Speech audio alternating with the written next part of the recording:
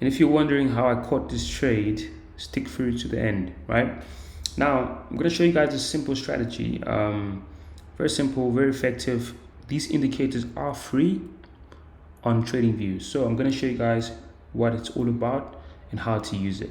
Now, first of all, you're going to need your housing indicator, completely free. You can just click on the indicators tab, type it in there, and then you should find it. As well as the volatility oscillator, just click on indicators and type it in there.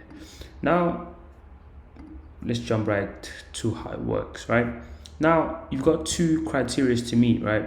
Now, and it's very, very simple. Whenever price is trending in a specific direction, you want to make sure that you catch it when it's continuing the direction, right?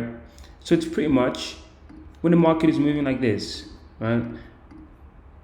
Like this, right? Just an example. You want to catch it when it's continuing. You want to catch it when it's continuing, right? That's where we want to catch the market. Now, the same applies when it's trending upwards. You want to catch it when it's trending upwards on, let's say this was, how can I flip this? Can I flip this?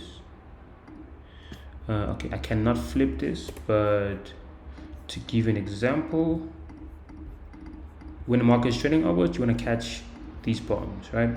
Now, that was an example. So now you can see the market is moving downwards. As you can see, we have a downward moving market. And now what do we get? We get an oversold right here, right? And what do we see on our volume? Our volume is very high, as you can see. Now our volume has broken through the blue line, as you can see.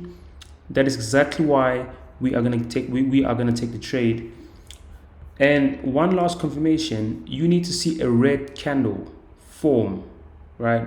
Now, let's say we saw just green candle form. I would not be so confident taking that because there's no sign of downward movement. Now, when we saw this red candle, it's a sign for us to join the market as it continues downward. As you can see, the market moved all the way down here, right?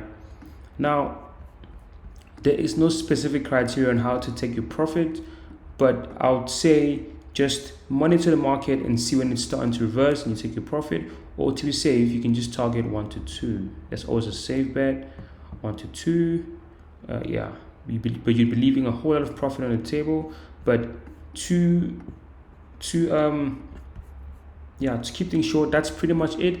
If you have any comments, write me on the comment section below and I'll be happy to help you. All right, take care and peace.